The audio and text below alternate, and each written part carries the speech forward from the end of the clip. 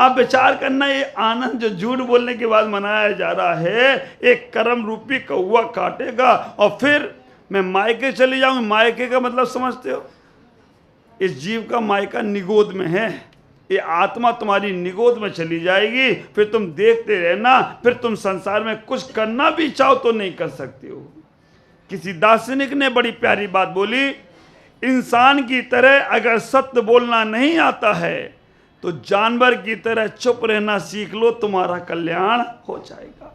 आचार्यों ने कहा, मूलाचार में मेरे आचार्य गर्म भट्टेकर स्वामी महाराज कहते हैं, अच्छे वचन बोलना, दूसरों को ताप ना दिए जाए ऐसे वचन बोलना सत्य है। और जो वचन तुम्हारे सही हैं अगर दूसरों को संताप दे रहे हैं, ख्याल करना, कहते हैं जीभ पर लगी चोट बहुत जल्दी ठीक हो जाती है। अगर किसी की जीभ कट जाए तो ज़्यादा मल्हम नहीं लगाना पड़ती, ठीक हो जाती है। लेकिन जीभ के द्वारा दी गई चोट, हाँ, जन्मों जन्मों तक नहीं ठीक होती है। विचार करना, ये जिब्बा पर लग गई चोट, अगर जीभ कट गई तुम्हारी तो जल्दी ठीक हो जाएगी। लेकिन इन वचनों से तुमने किसी को कुछ गलत बोल दिया, वाणी बाणी का काम करे, वाणी वीणा का काम करे तो लोगों को आनंद आ जाता है, और वाणी बाण का काम करे तो लोगों को सूल चुल जाता है। सत्य बोलना, वचन बोलना, सत्य, ये भाषा समिति 2 इंद्रिय से शुरू हो गई, और ये सत्य बोलने की कला इंसान के पास ही है। आचार्य कहते हैं, दूसरों को संताप देने वाले वचन झूठे हैं, दूसरों को पीड़ा देने वाले वचन झूठे हैं, दूसरों को तकलीफ देने वाले वचन झूठे हैं, दूसरों की निंदा चुगली करने वाले वचन झूठे हैं, दूसरों को गलत साबित करने वाले वचन झूठे हैं। आप ख्याल करके रखना, सत्य भी बोल रहे हो अगर, लेकिन दूसरों को संताप पहुंच रहा है, मत बोलो ऐसा, चुप हो जाओ।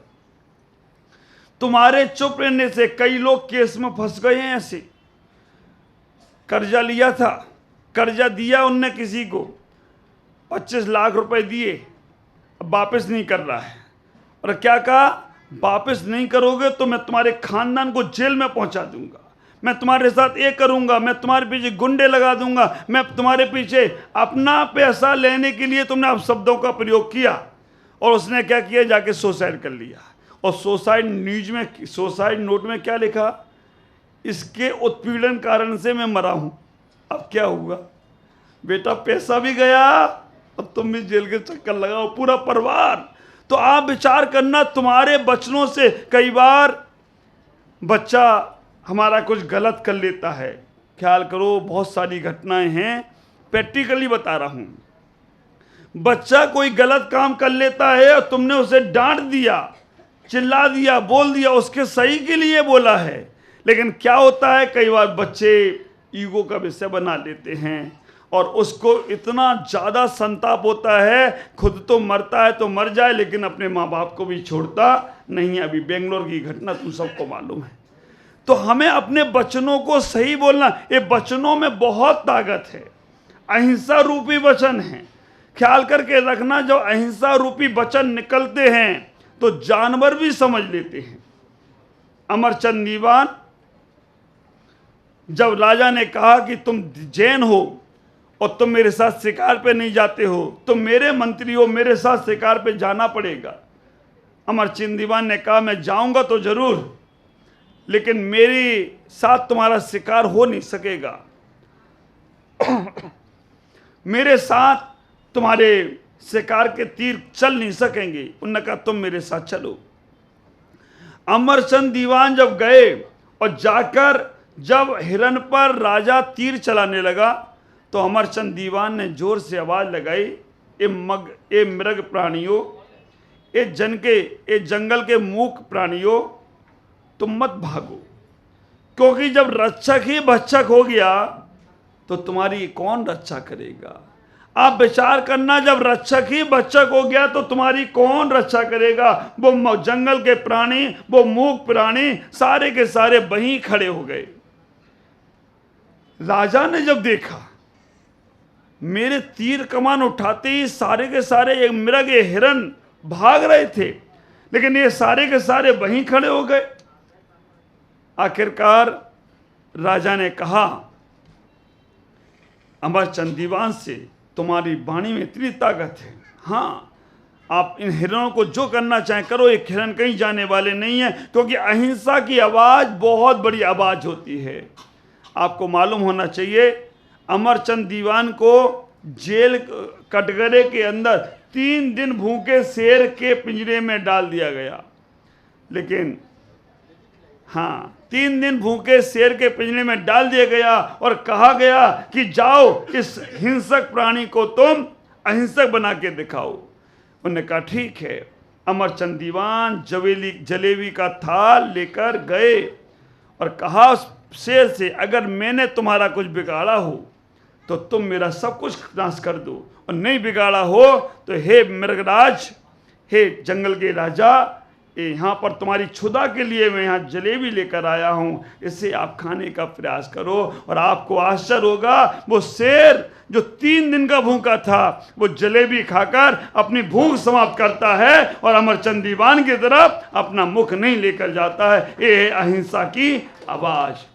विचार करो, कभी सत्य बोलकर तो देखो, कितने बार झूठ बोलकर तुमने लोगों के विश्वास जीते हैं, कितने बार झूठ बोलकर तुमने व्यापार किया है, कितने बार झूठ बोलकर तुमने अपने घर में परिवार में इज्जत बनाई है, कितने बार झूठ बोलकर तुमने आपस के व्यवहार बनाए हैं।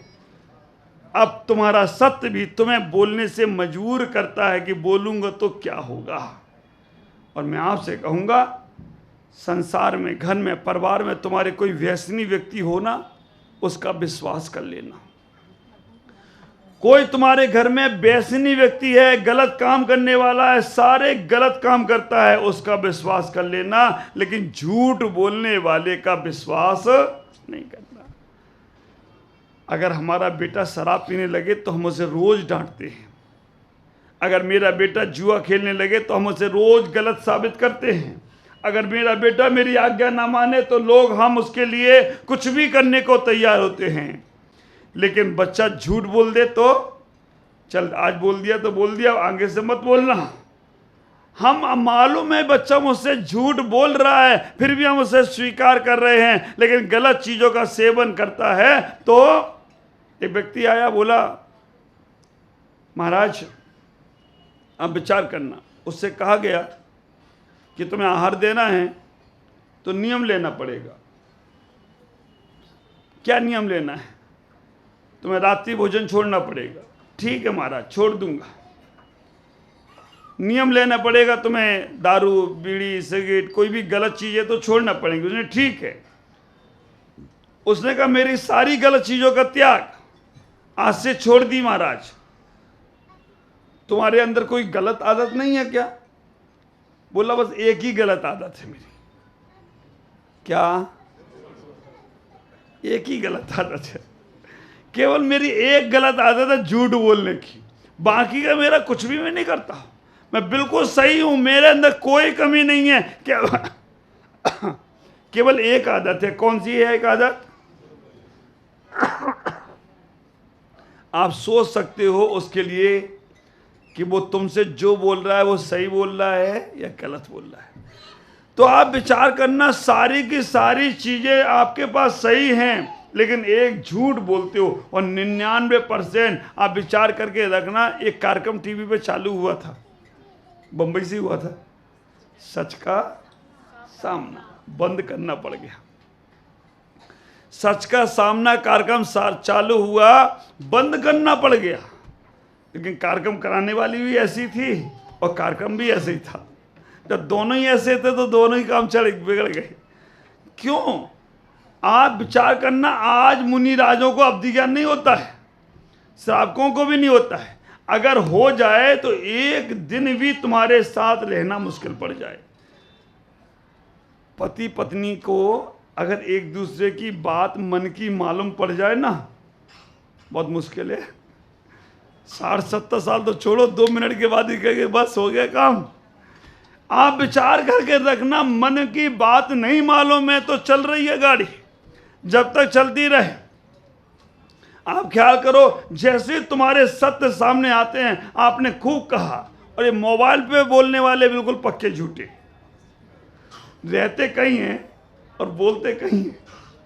ख्याल करके रखना, रहते कहीं हैं। मोबाइल वाले बहुत आगे बढ़ते जा रहे, आगे बढ़ते जा रहे, आगे बढ़ते जा रहे। अब लोकेशन भी आती है, और आप विचार करना, एक ऐसा दृष्टांत आया, सही रियल घटना है। एक लड़की की शादी थी, एक लड़के के साथ। लड़की को कहीं जाना था अपने बॉयफ्रेंड के साथ। लड़का हमेशा देखता था उसकी लोकेशन कहाँ है, वो देखता था। उसने मोबाइल लिया और ट्रेन में रख दिया, छोटे से मोबाइल में सिम डाल कर रख दी, और भाग गई लड़की के साथ। अब घर वाले, पुलिस वाले, मोबाइल बंद नहीं किया। देखो उसकी समझदारी। ये तरीका सीख मत लेना भैया सब लोग,